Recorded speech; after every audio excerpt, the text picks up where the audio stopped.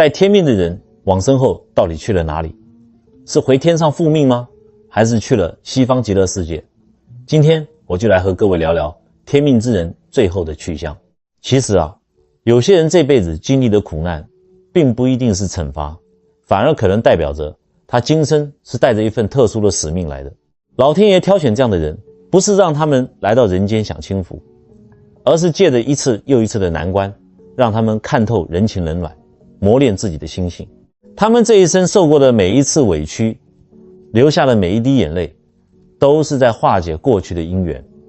同时也在一点一滴累积自己的阴德。往往正是这些吃了不少苦头，心里却始终保留着慈悲和善意的人，他们才是真正的天选之人。而当他们脱下肉身，走到生命最后一刻的时候，内心反而比一般人更加平静，更加坦然。接下来我先讲一个以前我在看诊时遇到的真实故事，各位听完以后就会明白其中的道理了。以前在南部乡下，有一位修鞋补伞的老师傅，大家都叫他阿水伯。阿水伯这一生如果用世俗的眼光来看，实在可以说是苦了一辈子。年轻的时候，他跟着师傅学手艺，最苦最累的工作几乎全落在他头上。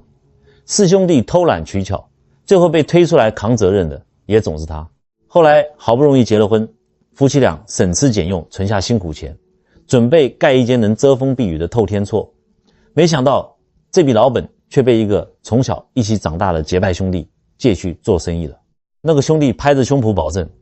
下个月一定连本带利还给你。结果呢，钱一拿到手，他连夜落跑，从此人间蒸发。各位，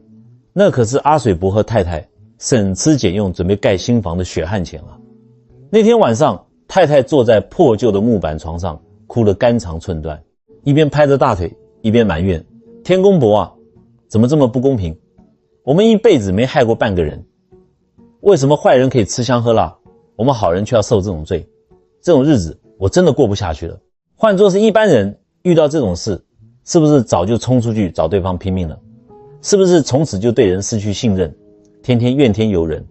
觉得这个世界再也没有好人？但是阿水伯没有，他端着一碗温水走到太太身边，轻轻拍了拍她的背，叹了一口气，非常平静地说：太太，不要咒骂天公伯，老天都看得到的，这笔钱我们的确是被骗了。可是你想一想，也许是我们过去欠了人家什么，他才用这种方式来讨。现在钱被拿走了，就当作这笔债已经结清了，至少我们心里不亏欠，晚上睡觉不是也能睡得安稳吗？各位听听，这是什么样的心量？换成别人可能一辈子都放不下，阿水伯却选择不让仇恨继续住在自己心里。不是因为他软弱，也不是因为他不知道痛，而是因为他不愿意为了一个伤害自己的人，把后半辈子的心也给赔进去。后来阿水伯一直住在那间旧房子里，守在庙口的小摊子，每天笑呵呵地替人修鞋补伞。街坊邻居看他日子过得苦，有时修个东西会故意多塞钱给他，他却怎么都不肯收，甚至追出半条街也要把多出来的钱退回去。他总是说，我这个手艺没值这么多钱，多拿了心里会不安，也会折损福报的。有一次，邻居拿了一把坏得很严重的雨伞，伞骨东断一根，西歪一截，去菜市场买一把新的也不过就是几百块钱的事。可是阿水伯戴着老花眼镜，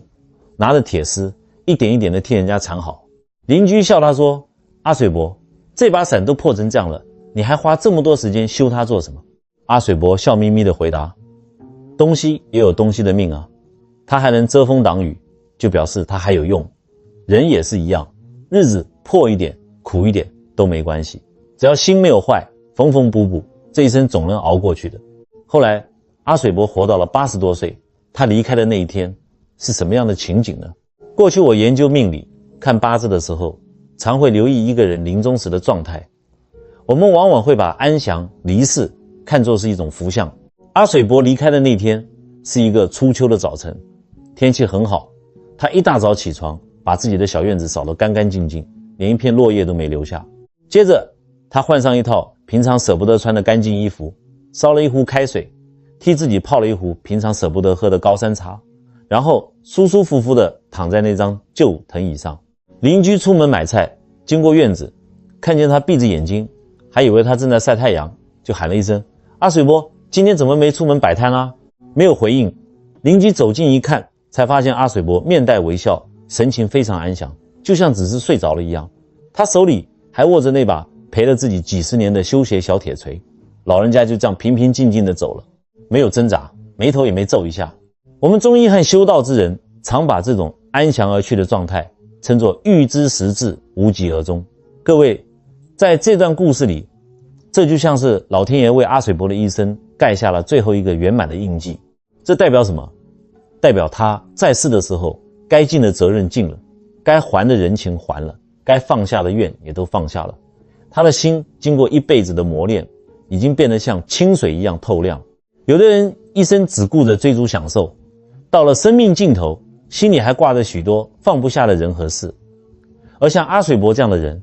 虽然吃过很多苦，却把怨恨慢慢放下了。他们100年之后的去向，也会和一般执念很深的人不一样。那么像阿水伯这样经历许多苦难，最后却把心修得平静圆满的人，在脱下肉身以后，那一份纯净的意识与善念究竟会去哪里呢？接下来我就用老祖宗的智慧一层一层讲给各位听，也许这会让你用不同的眼光重新思考生命与告别。序处一，尘愿再来的摆渡人。以前有人问我，尼师，阿水伯既然把该还的债都还清了，那他离世以后是不是就到极乐世界享清福去了？我跟各位说，大家可能把这种人的心量想得太简单了。人离世以后，肉身归于尘土，但是一个人留下来的善念、影响和精神并不会随着呼吸停止就完全消失。有人把它叫做灵魂，也有人把它理解成意识留下的印记。阿水伯走的时候，心里没有恨，没有怨，也没有太多贪求，他留下的精神与善意已经非常纯净。大家都会认为这样的人有资格前往清净安乐的地方，不必再受轮回的苦。可是各位，你们静下心来想一想，一个宁可自己吃亏，也愿意替别人修好一把破伞的人，一个看不得别人受苦的人，你觉得他真的会放下一切，自己一个人跑到天上享清福吗？看着人间的婆媳继续吵架，兄弟继续反目，许多家庭还在痛苦里挣扎，他真的坐得住吗？他肯定是坐不住的。所以在佛教和道教的说法里，这一类人的第一个去处常被称作尘愿再来。这是什么意思呢？不是说我们能证明谁一定会再次投胎，而是说有些人即使已经能放下世间的苦了，却还是愿意把慈悲继续留在人间。就像一个已经毕业的人，本来可以好好休息的，却还是愿意回到教室去扶一把那些还在迷路的人。在这种说法里，他再次回来，不是为了还旧债，而是带着帮助人的心愿，成为一个家庭的摆渡人，把那些快被痛苦淹没的人一点一点拉回岸上。我给大家讲个真实的案例。曾经有一对中年夫妻来找我看诊求助。这对夫妻一进门，整个空间的气氛都变得非常沉重。太太的眼睛哭得又红又肿，先生坐在一旁抽着闷烟，脸上写满了暴躁、疲惫和颓废。仔细问了以后才知道，这对夫妻本来是做生意的，后来生意失败，欠下了一大笔债。夫妻俩每天在家里吵架，有时候还会摔东西。更让人不忍心的是，在他们最困难的时候，6岁的大儿子又因为一场车祸走了。这一下，整个家简直就像天塌下来一样。太太的情绪跌到了谷底，甚至好几次想不开。先生则是天天喝酒，想用酒精麻醉自己。这个家眼看着就要走到家破人亡的边缘了。后来在亲戚不断的劝说和陪伴下，两人勉强维持着婚姻。太太40岁那年意外怀上了第2胎，生下一个小男孩，取名叫安安。夫妻俩来求助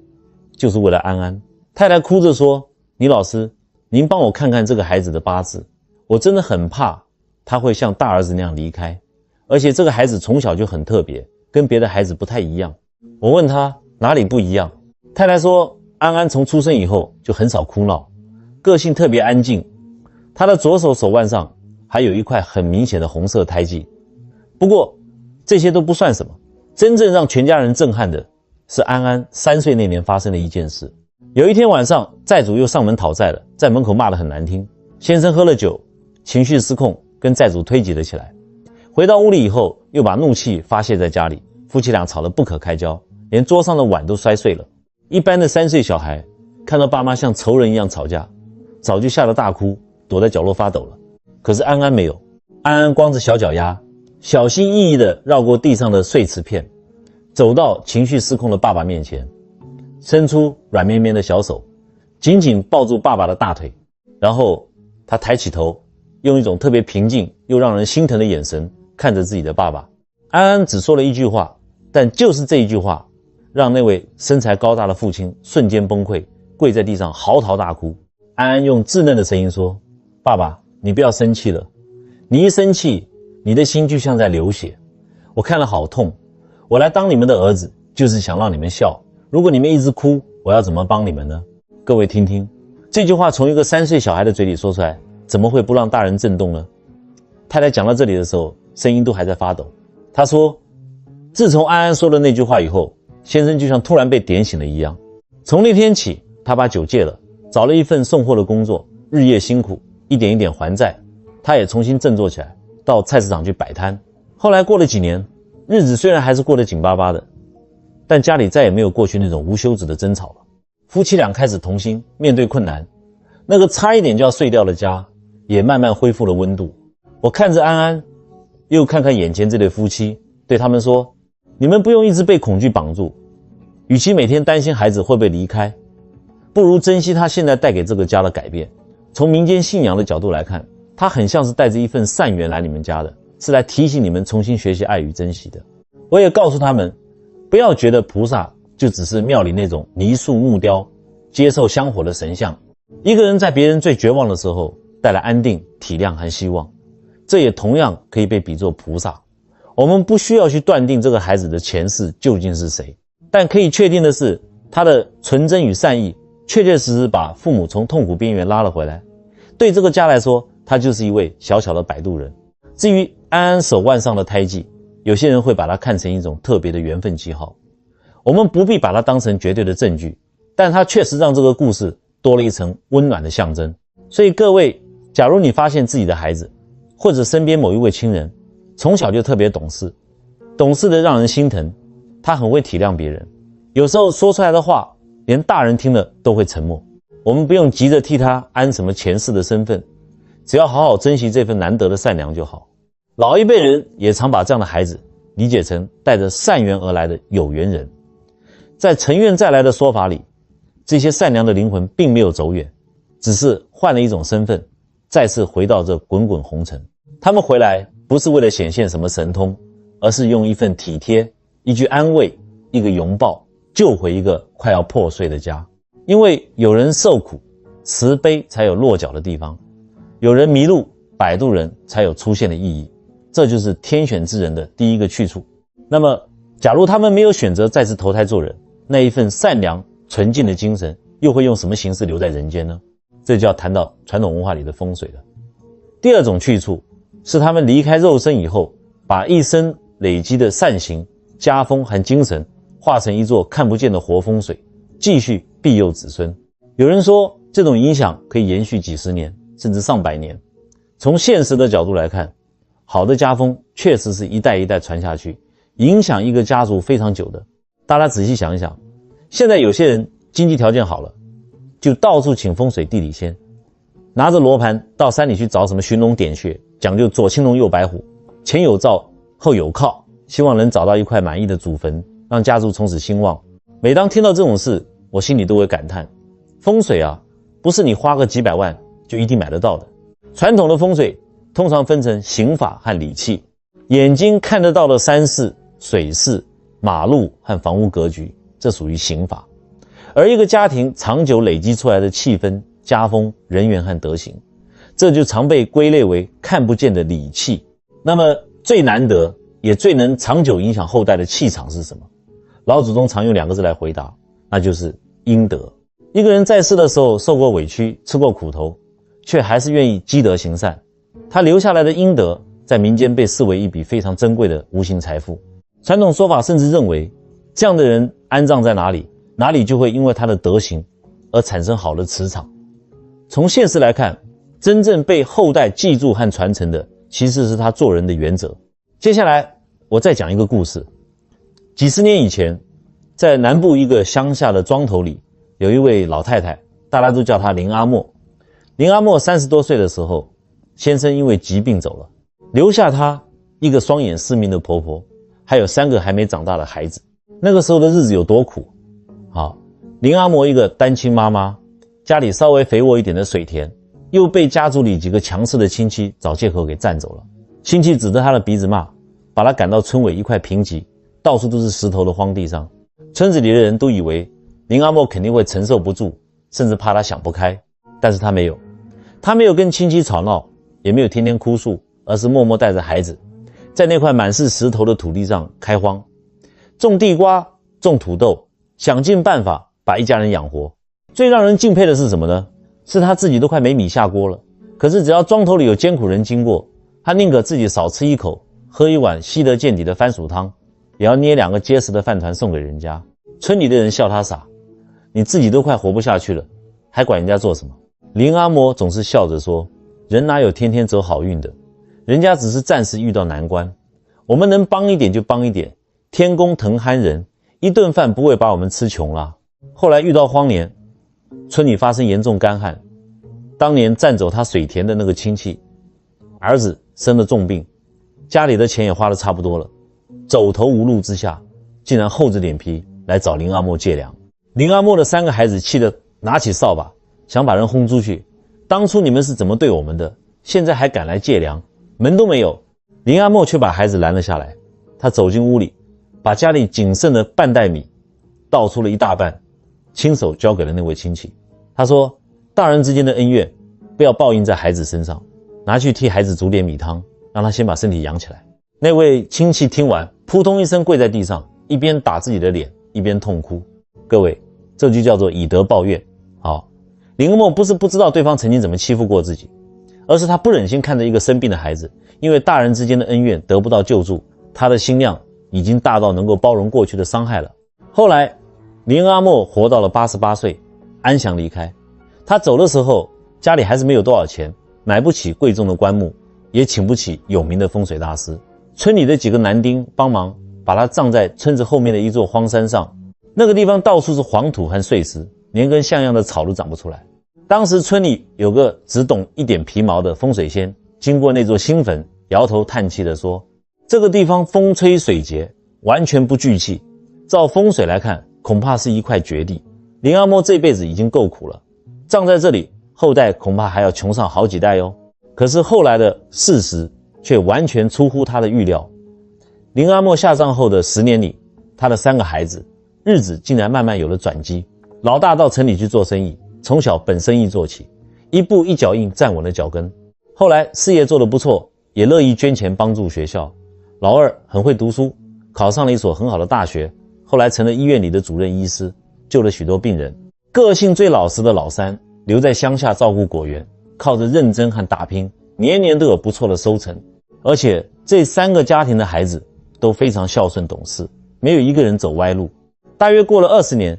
有一位真正懂传统风水的地理先受邀来村里看环境。他经过村后那座山的时候，突然停下脚步，盯着林阿嬷的坟看了很久。村长以为坟墓出了问题，赶紧问大师，这是我们村一位老善人的坟，是不是风水不好，需要迁坟啊？那位地理先连连摆手说，千万不要动，与其说是这块地在养人，不如说是这位老人家的一生在养这块地。他指着坟墓周围说，你们仔细看，整座山到处是枯黄的碎石，偏偏这座坟周围10几公尺长了一圈翠绿的草木，泥土看起来也比较湿润。照传统风水的说法，这位老人家生前一定积了很深的阴德，与其说是坟地改变了他的后代，不如说是他一辈子的善行，让后人愿意好好照顾这块地，也让整个家族重新聚拢了人心。说完，他对着坟头深深鞠了个大躬，又接着说，有这样的祖先做榜样，家族的血脉里就会留下一股正气。老人家把一辈子的苦熬成了后代做人做事的根，子孙想到他就会知道，遇到困难不能走偏门，得势的时候也不能忘记帮助别人，这才是最珍贵的活风水。各位，听完这个故事，你明白了吗？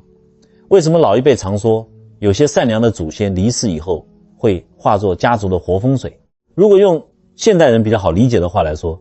这就很像一种跨越时间的家族共鸣。在民间信仰里，这就常被称为血脉共振。我们谈的是文化和象征上的意义，不是物理学上的实验结论。一个人在世的时候经历了背叛、欺骗和委屈，却没有让怨恨占满心头，反而把痛苦转成了宽厚与善意，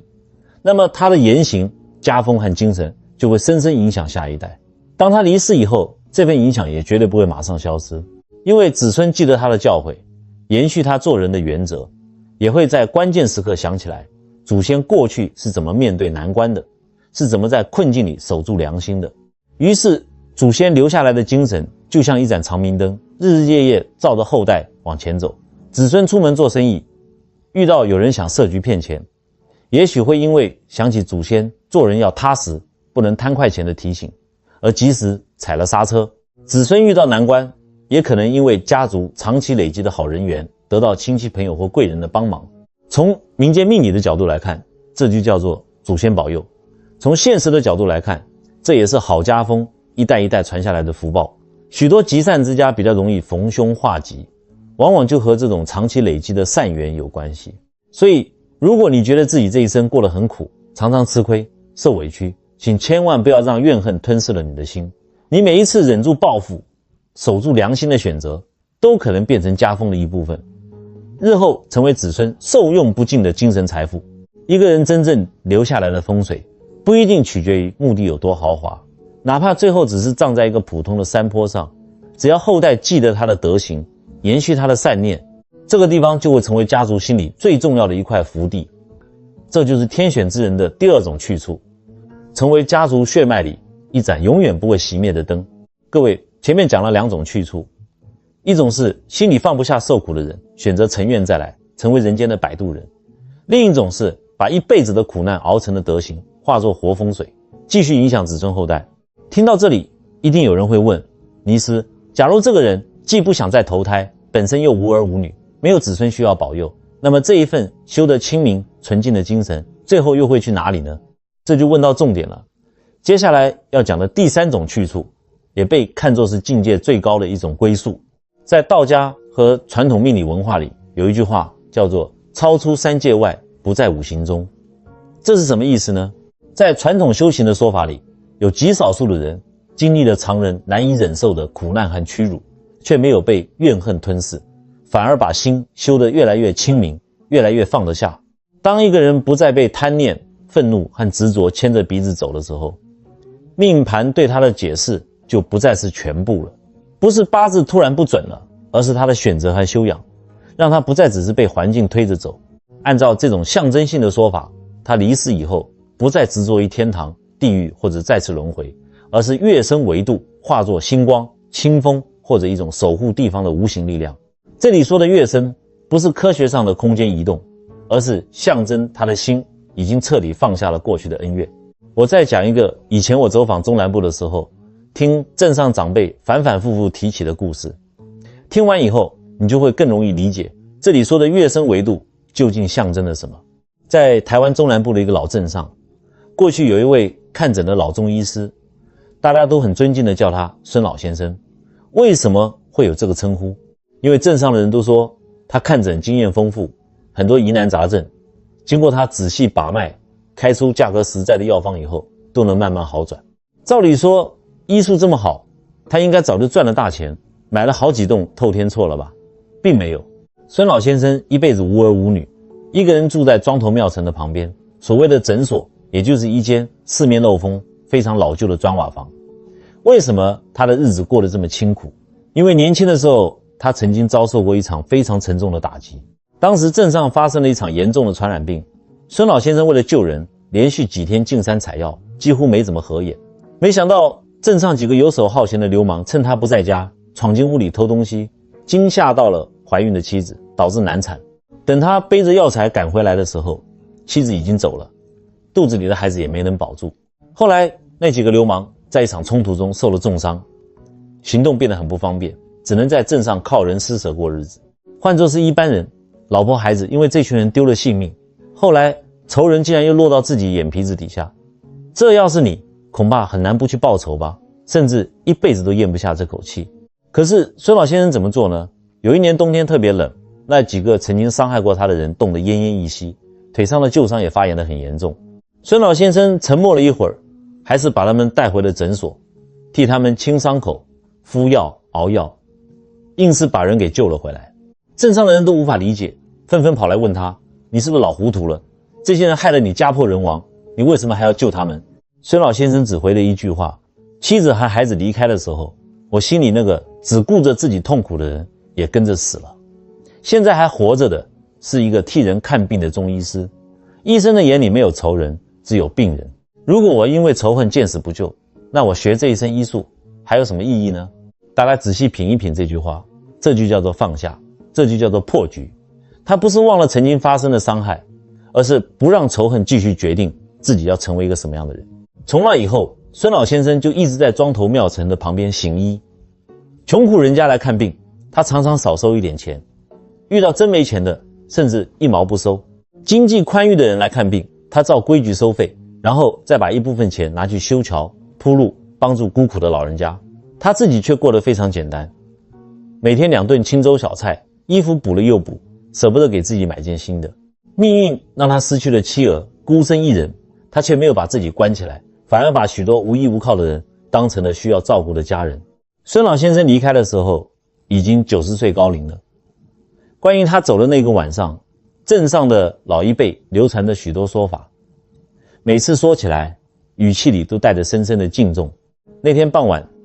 孙老先生替最后一位病人写好药方，笑着说，回去按时吃药，好好休息，身体会慢慢好转的。以后如果能照顾好自己，也许就不用再跑这一趟了。病人当时没听懂，只是拿着药单千恩万谢地走了。到了晚上8点多，平常总是闹哄哄的老庙周围突然变得特别安静，那种安静有点反常，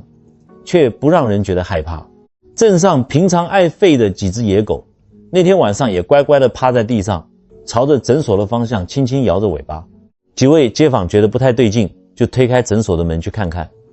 孙老先生穿着一件干净的长衫，盘腿坐在老旧的诊疗床上，手里还捏着一根银针，已经安安静静地离开了人世。更让人印象深刻的是，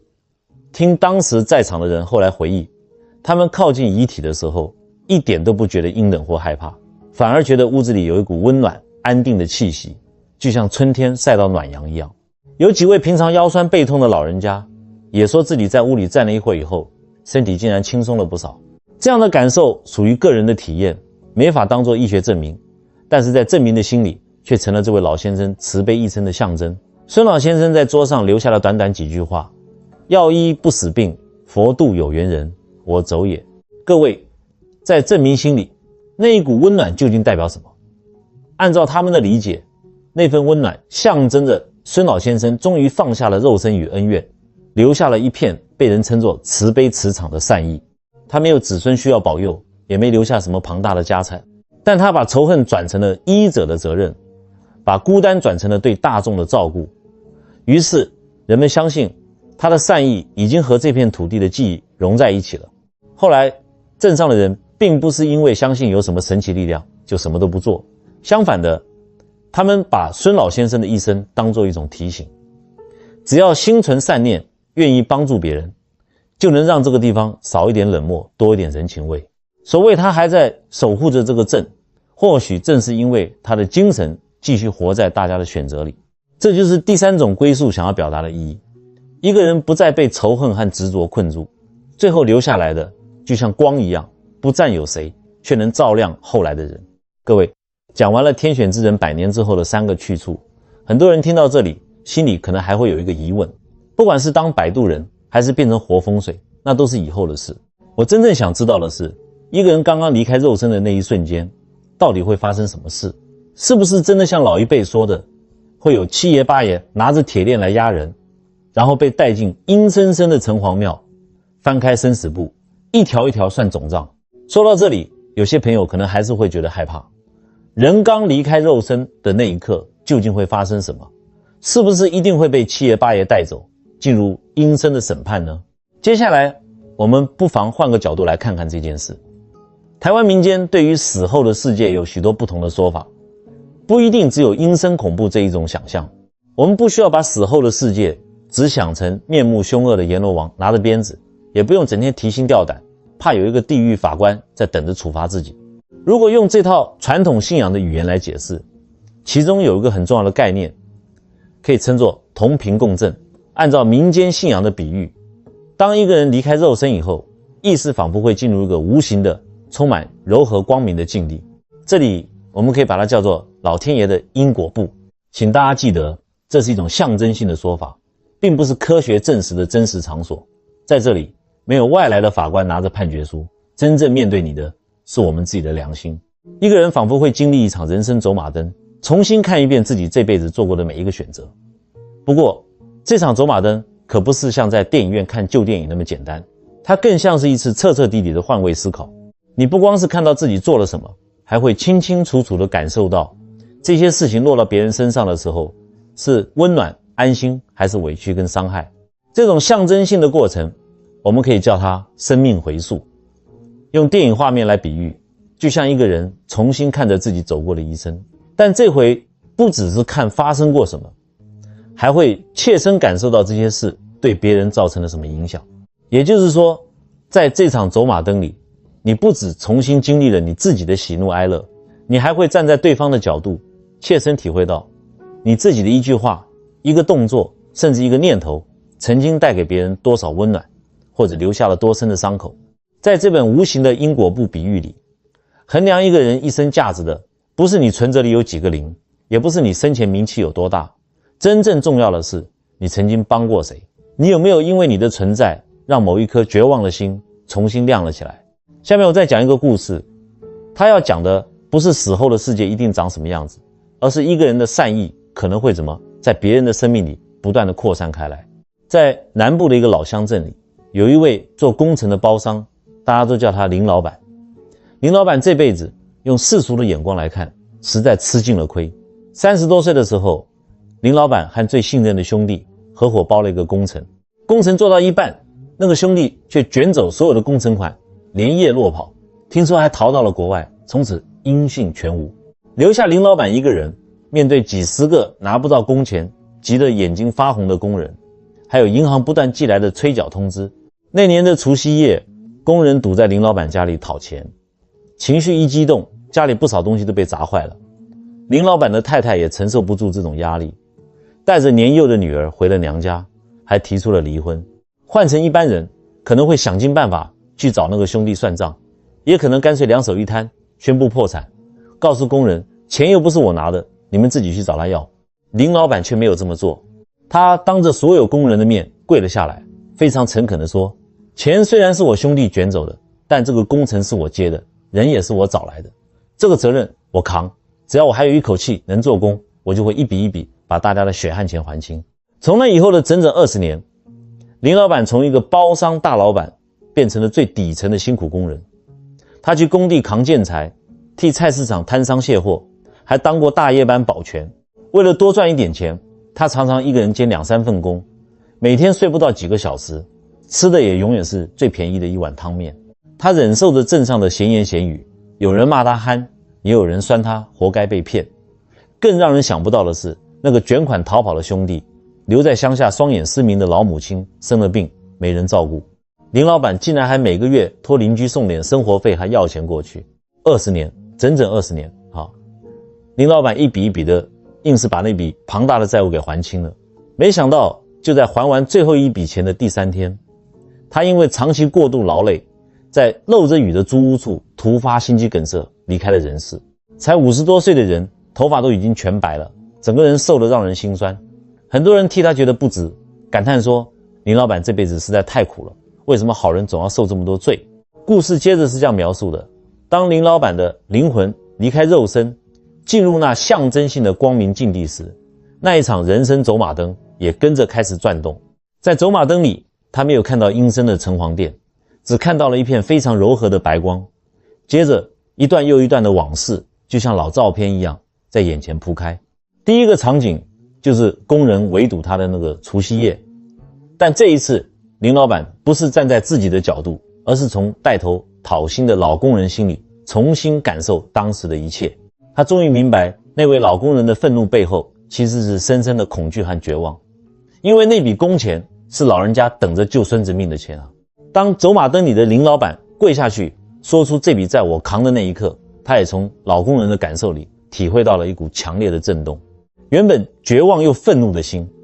因为这句话透出了一点希望，那一份恨也慢慢变成了对林老板担当的敬佩。第二个场景是一碗不起眼的鸡蛋面，那是林老板最穷的时候，口袋里只剩最后一点铜板。他在路边看到一个饿得浑身发软的小孩，犹豫了一下，还是用仅有的钱买了一碗热汤面给孩子，自己只喝白开水充饥。在这场走马灯里，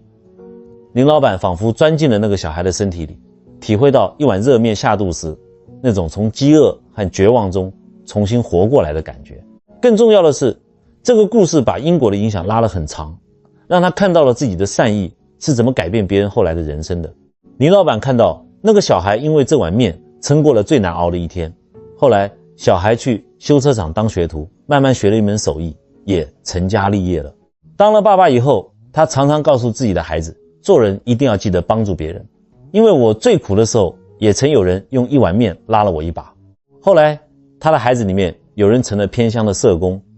帮了许多经济困难的家庭，有人成了偏乡老师，陪着一批又一批的孩子长大。原来一碗面带来的不只是一个人当下的温饱，他还成了一家人后来愿意把善意继续传下去的起点。在故事的画面里，那些家庭的感谢，孩子们的笑声，就像水面上的波纹，一圈一圈扩散开来，最后全回到了林老板的心里。他第一次看到自己当年一个微不足道的善举，竟然在那么多陌生人的生命里留下了光亮。那种满足感，不是因为赚了多少钱，当了多大官，而是知道因为自己的存在，曾经让别人有了继续活下去的勇气。这就是林老板在人间留下的善念波纹。他以为自己只是帮了一个挨饿的孩子，后来才发现，一份善意如果被传下去，就能影响更多家庭，更多下一代。最后一个场景是那个背叛他的兄弟。故事里那位兄弟虽然带着钱远走高飞，内心却天天被恐惧和自责折磨，日子过得一点也不安稳。林老板第一次从对方的角度看清了贪念是怎么把一个人一步步推向深渊的。但是林老板心里并没有继续抓住仇恨不放，他只是升起了一个非常平静的念头，我不再恨你了，我愿意把这一段恩怨放下。就在这个念头升起的瞬间，故事里那条缠了他们多年的黑色锁链仿佛咔啦一声断开了。林老板的灵魂就像琉璃一样，变得轻盈又透明，向着远方温暖的光慢慢升了上去。这一幕象征的不是什么神仙法术，而是一个人终于放下怨恨以后，内心得到了真正自由。各位，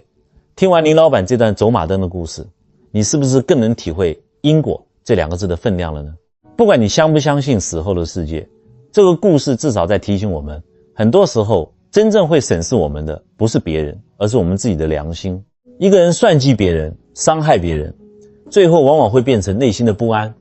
人际关系的破裂，甚至成为老来挥之不去的后悔。